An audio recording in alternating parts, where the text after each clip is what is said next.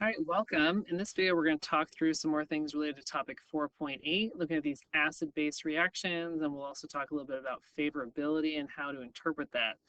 So first, just to review, acids we think of as being hydrogen givers, bases we think of as being hydrogen takers.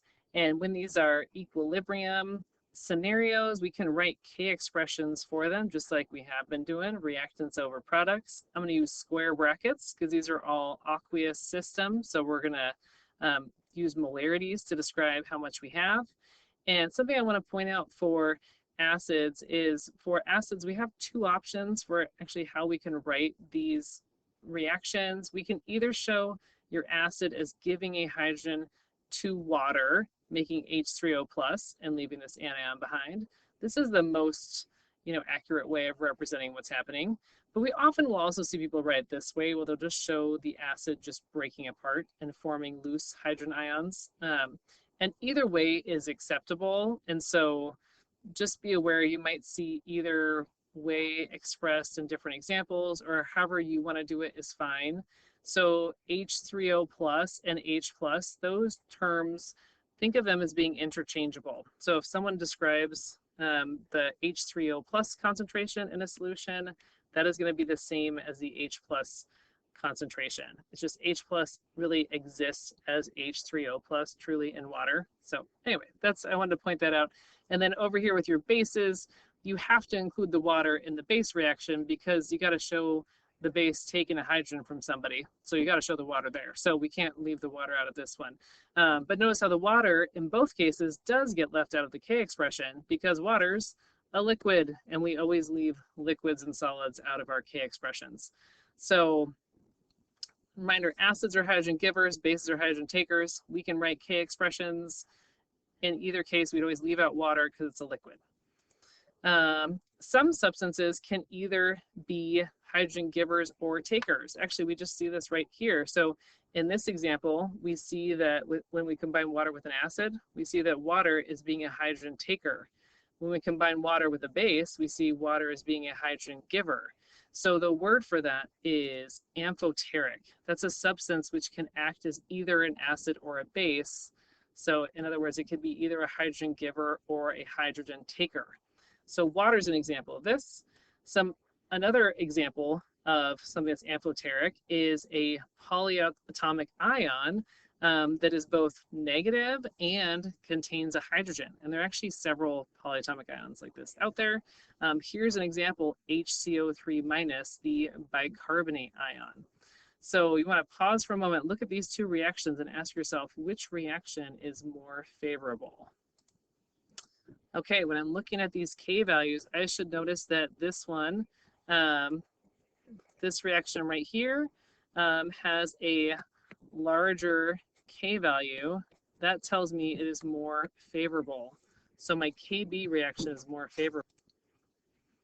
All right, and since that second reaction, the KB one, is more favorable with a larger K value, that means that when I stick my bicarbonate ion, this one right here, in water, this is the reaction that is going to occur more than this reaction right here. So when I stick bicarbonate in water, I'm going to observe the pH is going to increase. It is going to act as a base because that is the more favorable of the two reactions there.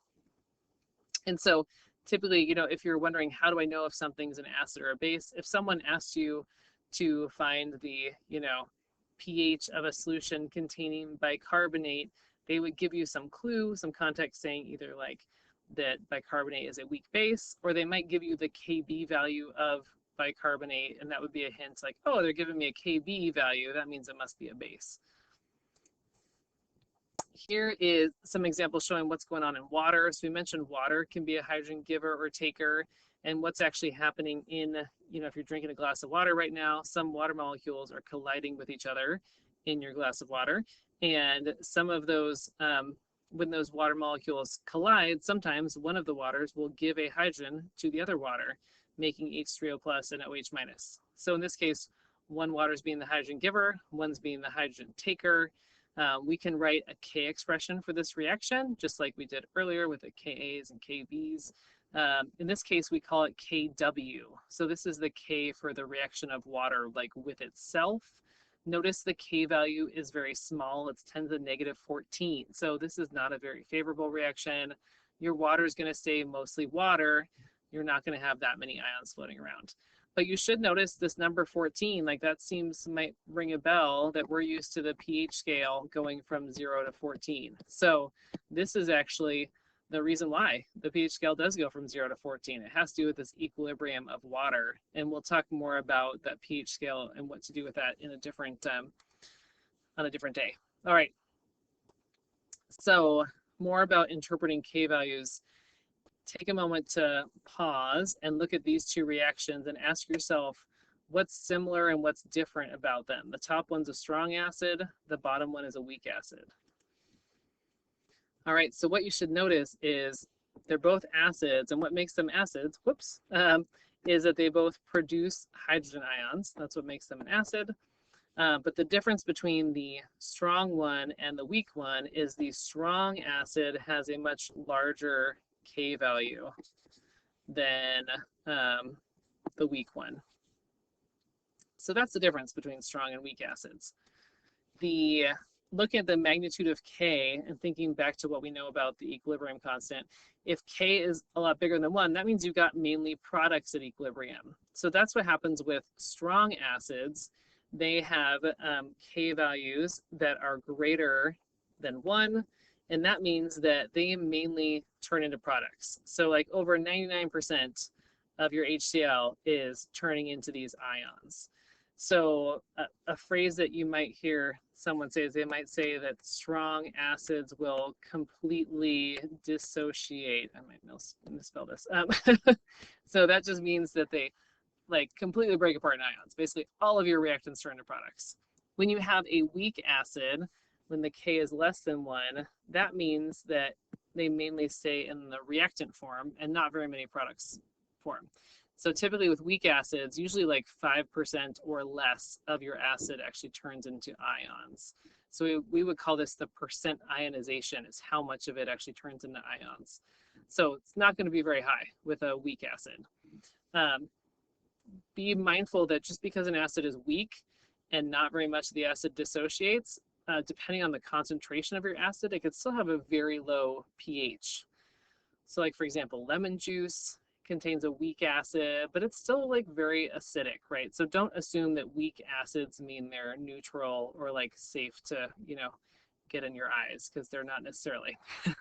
And if you want to know, how do I know who's a strong versus a weak acid? If you look back on page 1 with our acid base reading, there's some important info summarized in there, like identifying how do you know who the strong acids are, who are the strong bases. So look back at page 1 with this acid base reading, and you'll see that there are 6 common strong acids. Some different texts provide different lists. Some people say 6, some people say 7 or 8, but I'm going to say if we know these 6, we should be good. So these are the 6 common strong acids. So HCl, HBr, HI, HNO3, HClO4, H2SO4. Those are your strong ones. Any acid that is not one of those strong acids must be a weak acid. So for example, citric acid, you've heard of that before, probably in citrus fruits. That is a weak acid. How do I know? Because it's not one of my 6 strong acids. Tartaric acid, that's what's in cream of tartar. That is a weak acid. Vinegar, which is acetic acid, that is also a weak acid. So these ones are all weak. I should label that so you know what I'm saying there. Okay. Whereas these ones are strong. So there's only 6 strong acids, everything else is weak. Here is another type of problem that's related to Bronsted-Lowry equations and interpreting the magnitude of K. So you might see an equation like this where it says, or it gives you a reaction, gives you a K value, and says, determine which substance is the strongest acid in this mixture. So if you haven't tried this yet, pause the video and try and work through these questions and see if you can figure out what the answer is. All right, so these questions, here's a suggested thought process for you to think through a question like this. So I'm going to acknowledge that there are 2 acids in this scenario. So in the forward reaction, it looks like this substance is giving a hydrogen to this substance over there. So I would call this my acid and this one right here my base. Therefore, over here, HCN is the conjugate acid, and then this one right here is the conjugate base of this substance. So in the forward reaction going in this direction, it looks like HC2H3O2 is the one who is the hydrogen giver in that scenario. Let's imagine this reaction proceeded in the reverse direction. If you look in the reverse direction, it looks like the opposite's happening. Like HCN is giving a hydrogen to C2H3O2. So HCN we can think of as the acid in the reverse direction. And then you want to, now that we've identified that, look at your K value. Notice your K value is greater than 1. That tells us the forward reaction is favorable. And whoever is the acid in the more favorable reaction is the stronger acid. So basically what we're seeing is the forward reaction is more favorable than the reverse reaction. That tells us that our HC2H3O2, that's acetic acid, is better at giving hydrogens than my HCN is. So like this version is, the forward reaction is winning. So that means this is the stronger acid of the two. There's another sample problem right here. So again, if you want to pause and try this, we should find this is a very similar scenario. K is greater than 1. So my acid in my forward reaction is my stronger of the acids available. And this would likely show up as a multiple choice scenario. Like you might have a question like this, and these would be your answer choices, A, B, C, D. So first figure out who your possible acids are, and then ask yourself, which reaction's more favorable? Who is the acid in this reaction? You could also see a similar question asking you who is the stronger base, and you'd follow the same logic there.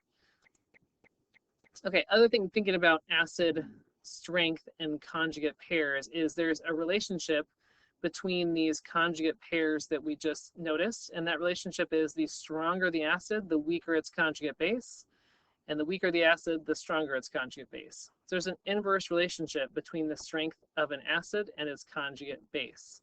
This table, you see we are seeing some conjugate pairs side by side. So like HF is the acid, F minus is its conjugate base. Down here, HCN is an acid, CN minus is its conjugate base. They are listed in order of increasing acid strength, if you see this arrow right there. So that means HF, it's a weak acid, but it is a stronger weak acid if I'm comparing it to HCN. So HCN would be a weaker acid. So they're both weak, but like HF is a stronger weak acid than HCN. So HF has like a larger K value than HCN would.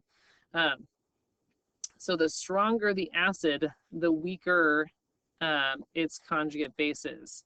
So if I were to compare, what that means, if I were to compare F minus and CN minus, the HF is the stronger acid. That means its conjugate base is weaker than CN minus. So F minus would be the weaker weak base. And then I maybe said the wrong thing. F minus is the weaker weak base. CN minus is the stronger weak base. So there's, again, inverse relationship. The stronger the acid, the weaker the conjugate base, and vice versa. When you get to the 6 strong acids, like HCl is a strong acid, its conjugate is so weak that we don't even consider it to be a base at all. So the conjugate of a strong acid is neutral. There's a mathematical relationship here, Ka times Kb equals Kw, and we're going to look at why this is and why it's only valid for conjugate pairs. So here's a conjugate pair, NH3 is the base, NH4 plus is the conjugate acid. We wrote out a reaction for NH3 acting as a base. There's the Kb. Here's NH4 acting as an acid. There's the Ka for that reaction.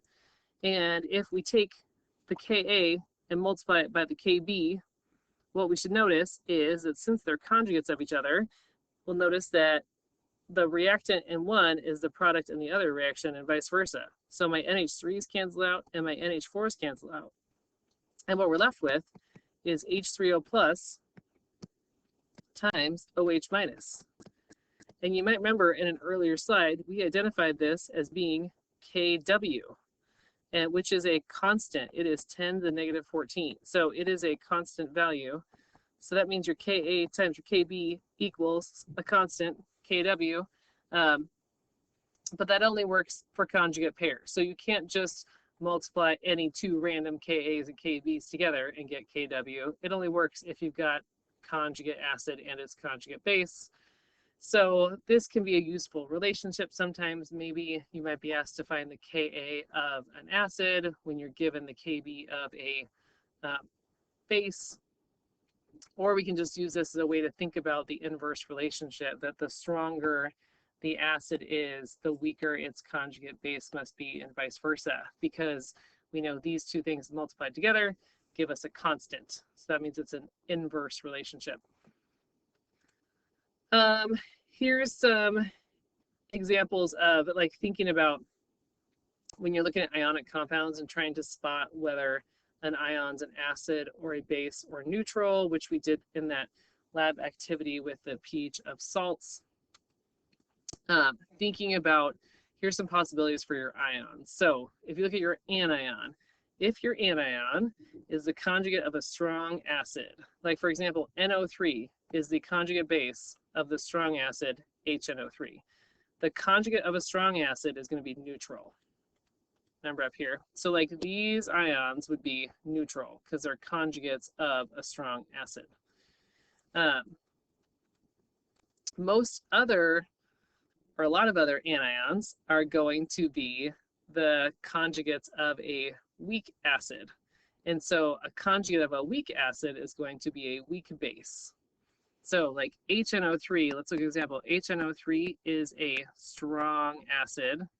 Therefore, NO3 minus, its conjugate, is going to be neutral. But a acid that is not strong, like let's say HF, it's not a strong acid, it's a weak acid. The conjugate of a weak acid is going to be a weak base. So if you're looking at an anion, you're trying to figure out if it's, you know, an acid, base, or neutral. And I keep this in mind. The conjugate of a strong acid is neutral. The conjugate of a weak acid is a weak base. If it's an anion that contains H+, that could be tricky, like the example we looked at earlier with HCO3 minus. It might depend on the relative Ka or Kb values. But yeah, in general, assume it's probably more likely to be a base. So like, for example, H2CO3, that's carbonic acid. It is a weak acid. Its conjugate base is the bicarbonate ion, HCO3 minus, and that turns out to be a weak base.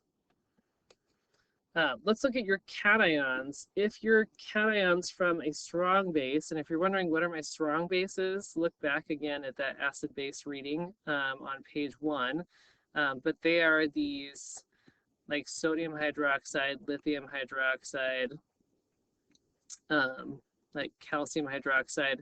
They are alkali. They're the alkaline and alkaline earth metal hydroxide compounds. So anything from like the first two columns of the periodic table, sodium, potassium, you know, if you combine it with hydroxide, those are your strong bases. So the cations from these strong bases are neutral. It's like your sodium, lithium, potassium, calcium. Those are all going to be neutral ions. They're going to be spectators. They're going to hang out, not do anything. Another type of cation you might see is a conjugate of a weak base, and the conjugate of a weak base is going to be a weak acid. So an example would be like NH3 is a weak base. If you add a hydrogen to it, NH4 plus, that is going to be the conjugate acid, and the conjugate of a weak base will be a weak acid. So a general rule about conjugate pairs is weak pairs with weak, strong pairs with neutral. So another way to think about it is basically cations. You can assume the cations are acidic unless it's an alkali or alkaline earth metal. That's another kind of good rule of thumb that you can use. And where you might use that is problems such as this one. You've got an ionic compound, you're trying to figure out, is it acid, is it base, is it neutral? So first step on these types of problems, you want to recognize that we're going to be dissolving these in water.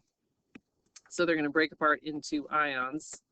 And then you want to analyze each ion. So you're going to look at sodium and you're going to say, okay, sodium, let's look at my list of cations. Oh, sodium is an alkali metal.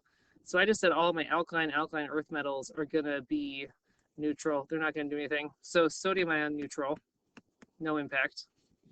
Okay, but F minus, I want to ask myself, who's the conjugate acid of F minus? So the conjugate of F minus is HF.